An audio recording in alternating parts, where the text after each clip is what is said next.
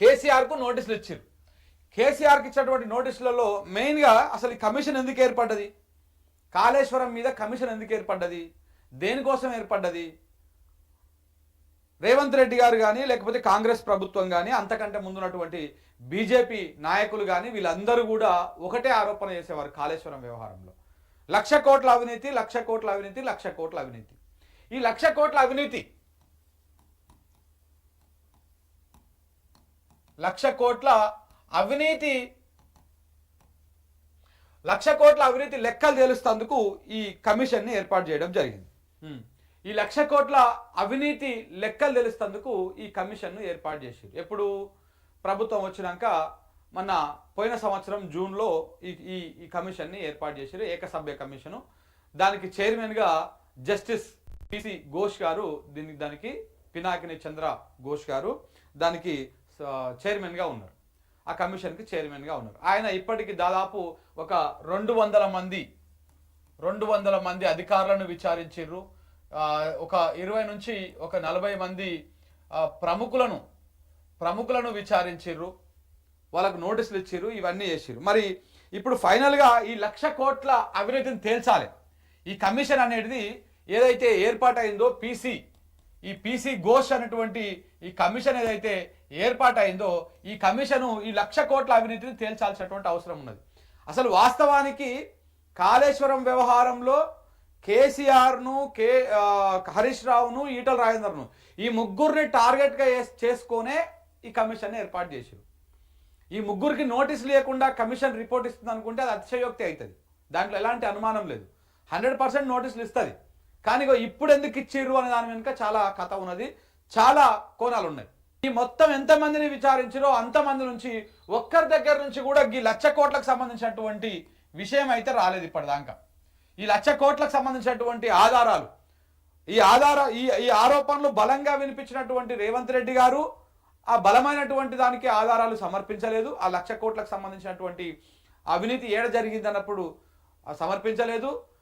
ఇంకా ఇందులో ఒక ప్రముఖమైనటువంటి మేధావి సంఘానికి అతి మేధావి అయినటువంటి కోదండరాం గురించి మనం మాట్లాడుకోవాలి. ప్రొఫెసర్ కోదండరాం గారు, ఆయన ఎట్ట ప్రొఫెసర్ అయిండో, ఆ తెలివితోటి ఏ రకంగా అయిండో నాకు తెలియదు, కానీ ఆయన గతంలో చాలాసార్లు చాలా రకాలుగా ఆరోపించాడు. ఇదే కాళేశ్వరం మీద మనం గట్టి కూర్చొని ఒక గంట సేపు మాట్లాడితే లేచి వెళ్ళిపోతాడు. మనం ఇంతకుముందుకు ఒకసారి ఇంటర్వ్యూ చేసినప్పుడు కూడా పారిపోయాడు మధ్యలోకి వెళ్ళి. కానీ వీళ్ళకి మాత్రం దీని మీద మాట్లాడతాడు. ఆయన గిట్లనే మీడియా ముందుకు వచ్చి ప్రెస్ మీట్లో మాట్లాడి 1,00,000 కోట్ల అవినీతి చేసింది కేసీఆర్ దీని మీద అని చెప్పేసి కమిషన్ ముందుకు పోయి కూడా మాట్లాడితే కమిషన్ సభ్యులు, మరి 1,00,000 కోట్ల అవినీతి అంటున్నావు కదా, బాగానే ఉన్నది, నువ్వు మా కమిషన్ ఎందుకు ఏర్పాటు పడ్డదో దానికి సంబంధించినటువంటి బలమైన ఎవిడెన్స్ నీ దగ్గరనే ఉన్నట్టున్నది, ఏదో ఎవిడెన్స్ తీసుకురా అని చెప్పేసి నేను అడిగితే ఎవిడెన్స్ ఏం లేదు, ఇదే అని చెప్పేసి పేపర్ క్లిప్పులు ఉంటాయి కదా, పేపర్లలో వార్తలు రాస్తారు కదా, ఈ భజన పత్రికలు ఉన్నాయి కదా, ఆంధ్రజ్యోతి, ఈనాడు, వెలుగు, దిశ, ఈ పత్రికలు ఉన్నాయి కదా, ఈ పత్రికల్లో వచ్చినటువంటి పేపర్ క్లిప్లను పట్టుకొని పోయి ఇవే సార్ ఎవిడెన్స్ అంటే పొట్టు తిట్టింది కోదండరావుని కమిషన్. బుద్ధి ఉందా? నువ్వు ప్రొఫెసర్ ఎట్లా అయినావు? ఏమన్నా ప్రెస్ మీట్ అనుకుంటున్నావా? ఏ రకంగా నువ్వు వచ్చి పేపర్ క్లిప్స్ ఇస్తావు, మాకు ఎవిడెన్స్ చూపియవా అంటే పేపర్ క్లిప్స్ ఇస్తావు ఏంది? లేకపోతే పని చేయి, నువ్వు ఇట్లా కాదు కానీ ఒక బాండ్ మీద కేసీఆర్కి అవినీతి చేసిండు గిట్లా చేసిన అని చెప్పేసి రాసి అంటే రెండోసారి మళ్ళీ ఓన్ కూడా పోలే ఆ కమిషన్ దగ్గరికి, మళ్ళీ ఆ బాండ్ మీద రాసి దాని మీద రాసి తీసుకొచ్చి మాకు సబ్మిట్ చెయ్యి, ఇట్లా ఏది పడితే అది చిల్లరగా చేయొద్దు అని చెప్పేసి కోదండరావుని లెఫ్ట్ రైట్ అప్ డౌన్ అన్ని చేసే వరకే మూసుకొని బయటికి వెళ్ళొచ్చి మళ్ళీ ఓన్ కూడా పోలే, మళ్ళీ ఇంకోసారి డేట్ ఇస్తే ఆ డేట్ కూడా పోలే ఆయన. ఆ రకంగా ఉన్నాయి అన్నమాట ఆరోపణలు, ఆ రకంగా ఉన్నాయి. ఒకవేళ నిజంగానే రేవంత్ రెడ్డి దగ్గరనే, లేకపోతే కోదండరామరెడ్డి దగ్గరనే, లేకపోతే ఇంకో XYZ రెడ్డి దగ్గరనే ఒకవేళ 1,00,000 కోట్ల అవినీతికి సంబంధించినటువంటి ఆధారాలు కనుక ఉండుంటే ఎందుకు సిబిఐకి పోలేదు, ఎందుకు ఈడీకి పోలేదు, ఎందుకు మిగతా విచారణ సంస్థలకు ఎందుకు ఆ ఆధారాలు సబ్మిట్ చేయలేదు? ఒకవేళ రేవంత్ రెడ్డి దగ్గరనే ఈ ఆధారాలు ఉన్నాయనుకో, 1,00,000 కోట్లకు సంబంధించినటువంటి ఆధారాలు రేవంత్ రెడ్డి దగ్గరనే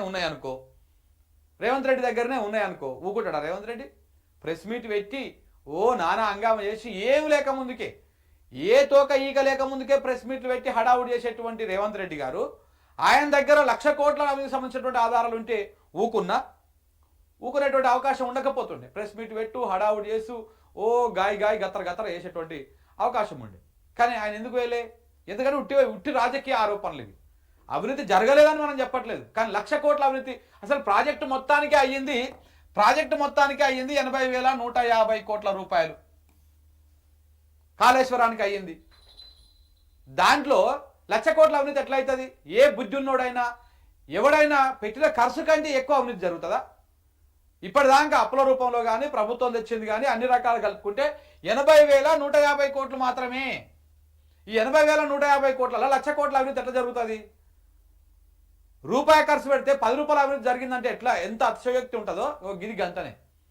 ఈ కాళేశ్వరం మీద వీళ్ళు వాదించేటువంటి వితండవాదము ఈ రకంగా ఉంటుంది, ఈ రకంగా ఉంటుంది. సో కాబట్టి కమిషన్ ముందు కమిషన్ కూడా ఇప్పటిదాకా 1,00,000 కోట్లకు సంబంధించినటువంటి ఏ ఆధారాలను కూడా దాన్ని సాధించలేకపోయింది. ఇక దగ్గర పడ్డది, ఇక వస్తుంది రేపో మాపో. ఇది అయిపోయిన తర్వాత ఇంకో 2 నెలల సమయం పొడిగించారు కదా, ఆ సమయం అయిపోయిన తర్వాత ఇప్పుడు మళ్ళా ఈ ముగ్గురు విచారణ చేసిన అయిపోయిన తర్వాత ఇంకా వస్తుంది. అసలు మరి కమిషన్ ముందుకు పోరా దానికి సంబంధించినటువంటి వ్యవహారం మళ్ళీ అది వేరు. ఇప్పటికే వాళ్ళు న్యాయ నిపుణులతో సంప్రదిస్తూ ఉన్నారు, లేకపోతే లిఖితపూర్వకంగా ఇస్తామంటారా, ఆ ప్రశ్నలు ఏందో మాకు పంపండి, మేము దానికి సమాధానం ఇస్తామంటారా, ఏంది తెలియదు. కానీ రేపు 5 తారీఖు అంటే ఇవాళ 21వ తారీఖు, ఇంకొక 10-15 రోజుల సమయం ఉన్నది. జూన్ 5 తారీఖు నాడు కేసీఆర్ గారు కమిషన్ ముందు హాజరు కావాలి విచారణకు. జూన్ 6 తారీఖు నాడు హరీష్ రావు గారు హాజరు కావాలి. జూన్ 9 తారీఖు నాడు ఈటల రాజేందర్ గారు హాజరు కావాలి. అయితే ఇక్కడ చిన్న కాన్స్పిరసీ ఏంది అంటే ఇప్పుడు కేసీఆర్ హరీష్ రావు బీఆర్ఎస్ పార్టీ కాబట్టి వీళ్ళిద్దరు చెప్పేది కొంత ఒకే రకంగా ఉంటుంది, ఇద్దరు ఒకే రకమైనటువంటి వాదన వినిపించేటువంటి అవకాశం ఉంటుంది. మరి ఈటల ఏ రకంగా చెప్తాడు అనేది ఇక్కడ మ్యాటర్. ఎందుకంటే ఈయన బీజేపీలో ఉన్నాడు కాబట్టి ఈయన ఏ రకంగా చెప్తాడు, ఎందుకంటే ఇప్పుడు బీజేపీకి కూడా కావాలి. కేసీఆర్ను ఎంత అనగదొక్కితే అంత బీజేపీకి ఉపయోగపడుతుంది అనేటువంటి దాంట్లల్లా బీజేపీ కూడా ఆలోచిస్తూ ఉంది. బీజేపీ ఇప్పుడు ఉన్న పలంగా బలపడాలని చూడట్లేదు, అది ఒక లాంగ్ రన్ టార్గెట్ పెట్టుకొని పనిచేస్తూ ఉన్నది. మీరు చూడండి 2014లో దాని శక్తి అంతా ఉండే, 2019కి వచ్చేసరికి ఎంత అయింది, 2023కు 24కు వచ్చేసరికి ఎంత అయింది, ఇగో ఇప్పుడు ఎంత అయింది. సో ఇట్లా అంచెలంచెలుగా బీజేపీ ఒక ప్లాన్ ప్రకారం నరుక్కుంటూ వస్తూ ఉన్నది. సో కాబట్టి బీజేపీకి అవసరమైనప్పుడు ఇవన్నీ వాడుకుంటూ ఉంటుంది. మరి దానికి ఇప్పుడు ఈటల రాజేందర్ ఏమన్నా వాడుతుందా అనేది కూడా ఇక్కడ ఒక అనుమానం ఉన్నది. అయితే ఈ 1,00,000 కోట్లు తేలుస్తుందా తేల్చదా, మరి 1,00,000 కోట్ల వ్యవహారంలో ఈటల రాజేందర్ ఏమన్నా ఎవిడెన్సెస్ ఏమన్నా సమర్పిస్తారా? ఎందుకంటే ఆయననే ఆర్థిక శాఖ మంత్రి అప్పుడు ఆయననే ఉండే.